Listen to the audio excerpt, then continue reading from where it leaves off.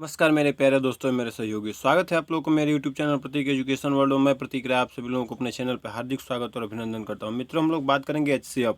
पहले वीडियो में हम लोगों ने LCM के बारे में पढ़ लिया हुआ है। तो देखिए, किसी भी ज्ञान को अगर क्रम से समझा जाएगा ना तो हमारे लिए बहुत महत्वपूर्ण होगा। और कभी इधर का, कभी उधर का, कभी कहीं का, कभी कहीं का अगर हम पढ़ेंगे तो जब तक क्रम से, सिस्टम से काम नहीं होगा तब तक हमें कुछ समझ में नहीं आएगा। तो चलिए मित्रों, एलसीएम समझा गया। एलसीएम सब जानते हैं, लेकिन ये चीज़ तो इसमें हम लोगों ने समझ लिया ना कि सबसे छोटी संख्या जिसमें निकालनी होती है उसमें क्या करते हैं, हम एलसीएम निकालते हैं। चलिए हम लोग एचसीएफ के बारे में पढ़ते हैं। चलिए, खेत जो हमारा है वो बंजर कब तक बनेगा, भूमि हमारी बंजर कब तक बनेगी, निरंतर प्रयास से उसमें एक ना एक दिन हमारे मेहनत का फसल जरूर उगेगी। तो चलिए हम लोग स्टार्ट करते हैं अपने वीडियो को और अपने पॉइंट को। तो देखिए, हम लोग पढ़ेंगे एचसीएफ यानी कि इसका जो मीनिंग होता है highest common factors. Highest common factors Hindi में इसको बोला जाता है महत्तम समापवर्तक। ठीक है, महत्तम समापवर्तक। महत्तम का मतलब होता है, क्या होता है, बड़ी से बड़ी। ठीक है, महत्तम यानी कि बड़ी से बड़ा, हाईएस्ट, और लघुत्तम यानी कि सबसे छोटा, न्यूनतम।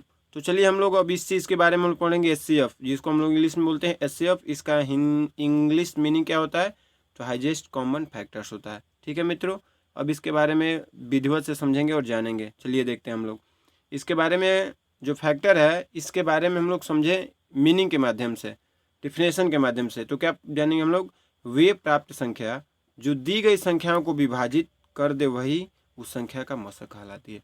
वे प्राप्त संख्या जो दी गई संख्याओं को विभाजित कर दे वही उस संख्या का मौसक कहलाती है। मित्रों, ये ध्यान देना है, वे प्राप्त संख्या, वे प्राप्त संख्या, जो संख्या प्राप्त होती है, दी गई नहीं, प्राप्त संख्या, दी जो प्राप्त संख्या होती है वही क्या हमारी होती है, एचसीएफ होती है। डिफिनेशन थोड़ा याद रखना भी आवश्यक होता है। ठीक है, होना हो आप एक टीचर ही हो तो क्यों ना आपको कहीं अगर अपने विद्यार्थी को बताना हो, चाहे आप सीनियर ही हो, आपको जूनियर को बताना हो, तो आपको इसकी डेफिनेशन को जानना बहुत महत्वपूर्ण है मित्रों। तो चलिए हम लोग एक बार और देख ले कि वे प्राप्त संख्या जो दी गई संख्याओं को विभाजित कर दे वह उस संख्या का मौसक कहलाती है। ठीक है, जैसे कि देखिए 18, 24, 36। 18, 24, 36 का प्राप्त संख्या क्या हो गया, 6 हो गया। यह हमारा प्राप्त जो 6 संख्या हो गया, ये क्या हो गया, एचसीएफ हो गया। और यह 6 18 को भी कटाएगा, 24 को भी कटाएगा और 36 को भी कटाएगा। ठीक है, इस 6 से इन तीनों संख्याएं कट जाएंगी। ठीक है मित्रों, चलिए इसमें कुछ महत्वपूर्ण बिंदु है, इस चीज़ को थोड़ा सा क्लियर किया जाए।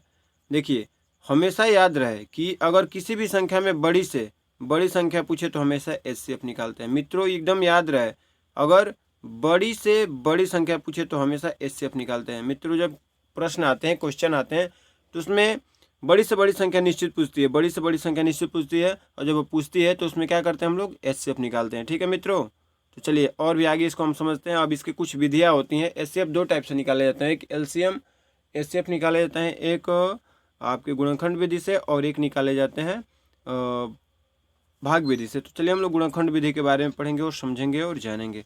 तो हम लोग इसके बारे में पढ़ें गुणनखंड विधि के बारे में। तो गुणनखंड विधि आपका हमने जो पहले अंक दिया हुआ था 24, 18 और 36, इसी को हम लोग गुणनखंड करके समझेंगे। ठीक है, तो चलिए ये देखिए, ये हमारा 24 है। 24 का जब हम फैक्टर करेंगे, फैक्टराइजेशन करेंगे, तो हमारा आएगा 2 इंटू 2 इंटू 2 इंटू 3, यानी कि 2 दूनी 4, 4 दूनी 8, 8 तरीके 24 आएगा। ठीक है मित्रों, अब इसके बाद 18 का, तो 18 का 2 गुणे 3 गुणे 3, यानी कि 2 3 6 6 3 18, ये हो गया। ठीक है, इसके बाद 36 का, तो 2 दूनी 4, 3 12 12 3 36, ये आपका 36 हो गया। तो अब हमें इसमें क्या करते हैं, ये तो हमारा इसका गुणनखंड हो गया 24 का 2 गुणे 2 गुणे 2 गुणे 3, 18 का 2 गुणे 3 गुणे 3, और 36 का 2 गुणे 2 गुणे 3 गुणे 3, ये हमारा तो गुणनखंड हो गया। अब इसमें हम क्या करते हैं, कॉमन लेते हैं। क्या करते हैं, कॉमन लेते हैं। चलिए कॉमन लिया जाए। इसमें ऊपर भी 2 है, नीचे भी 2 है, और इसमें भी 2 है, यानी कि 1 तो 2 हो गया। ठीक है, इसमें 2 है, नीचे 3 है, इसमें 2 है, तो ये कॉमन नहीं है। ठीक है, इसमें 2 है, नीचे 3 है, ये भी कॉमन है। इसमें 3 है, इसमें 3 है, इसमें 3 है, यानी कि एक 3 भी कॉमन है। तो यहाँ पे हम गुणे का चिन्ह बना करके जो कॉमन था उसको लिख लेंगे। तो 2 गुणे 3 बराबर क्या हो जाएगा, 2 गुणे 3 बराबर हो जाएगा 6। ठीक है, तो इसका मौसा क्या हो जाएगा मित्रों, 6 हो जाएगा। ठीक है, इसका मौसा क्या होगा, 6 होगा। इसका हम फिर एक बार रिपीट करते हैं, इसका गुणनखंड करेंगे। 24 का गुणनखंड करेंगे तो 2 गुणे 2 गुणे 2 गुणे 3 हो जाएगा। 18 का करेंगे तो 2 गुणे 3 हो जाएगा। 36 का करेंगे तो 2 गुणे 3 गुणे 3। ठीक है, और उसके बाद कॉमन लेते हैं, तो इसमें एक 2 कॉमन है, 2 हो गया। और एक इसमें 3 कॉमन है और एक हमारा 3 हो गया। इनका गुणा करेंगे तो हमारा आ गया 6। गुणा करेंगे तो 2 गुणे 3 बराबर क्या आता है 6 आता है। तो हमारा मौसा क्या हो गया 6 हो गया। ठीक है मित्रों, अब हम इसको भाग विधि समझते हैं।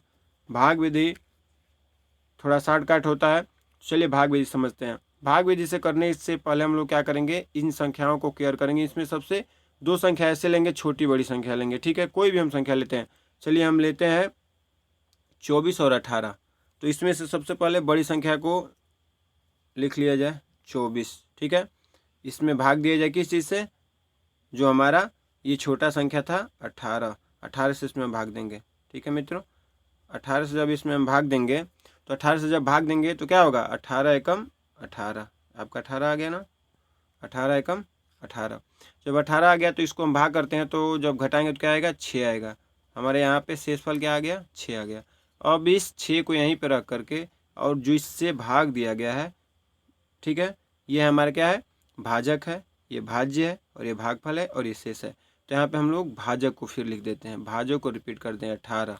तो 6 से जब 18 को कटेंगे तो कितने चांस में कटेगा, 3 चांस में। 6 3 18 कट गया ना, 6 3 18। तो जो लास्ट में कटाता है उसी को हम उसका विभाज्य संख्या मान लेते हैं। तो ये हमारा 6 कटाया है, इस 6 को हम अपने एक संख्या के रूप में रख लेंगे। ठीक है, 6 हो गया। इन दोनों को कटा दिए तो किससे कटा 6 से। अब बचा है हमारा 6, अब बचा क्या हमारा 36।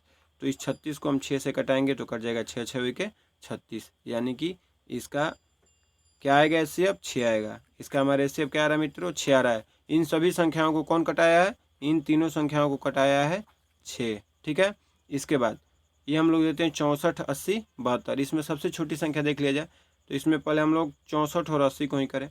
तो एक तरफ लिख लिया जाए 64 और एक तरफ लिख दिया जाए 80। ठीक है, तो 64 और 80 में भाग दिया जाए तो 64 एक हम 64 उतर जाएगा कितना आपका 16, और 16 उतर जाएगा तो क्या करते हैं हम लोग, जो भाजक है उसको पुनः यहाँ पर लिख देते हैं। तो यहाँ पर लिख दिया गया 64। 64 लिख दिया गया तो 16 से कितने बार में कटेगा 64, 4 बार में। 16 चौके 64 कट गया ना। तो कौन कटाया है 16 कटा है। जो अंत में कटाता है उसी को हम भाज्य विभाज्य संख्या मान लेते हैं। तो चलिए 16 कटाया था, अब बचा था केवल 72। कौन बचा हुआ है 72। तो 72 बचा हुआ है, तो इसको अब यहाँ पे हम 72 लिख दें। तो 72 लिख देने के उपरांत हमारा क्या हुआ 16 दूनी 32 16 3 48 16 चौके 64, 4 बार में आपका 64 हो गया। 64 हो गया ना, यहाँ पे कितना उतर जाएगा 8। और जो भाजक है इसको पुनः यहाँ पे हम लिखेंगे 16। तो क्या हो जाएगा 8 दूनी के 16, 8 दूनी के 16, ये कट जाएगा। और जो सबसे अंत में कटाता है, अब यहाँ पे अंत में कौन कटा है 8, तो जो सबसे अंत में जाके कटाता है वही हमारा होता है HCF।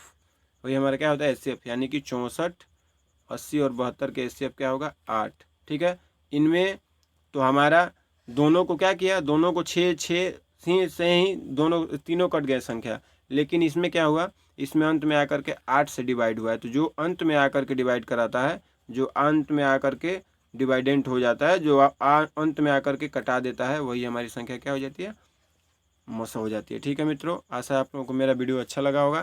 तो अच्छा लगा हो तो लाइक जरूर कीजिएगा, और आप हमारे चैनल पर नए होंगे तो सब्सक्राइब जरूर कीजिएगा। आपका दिन शुभ हो, आप मस्त रहें, यही हमारी ईश्वर से हमेशा शुभकामना रहती है। आप हमेशा मुस्कुराते रहिए। जय महादेव।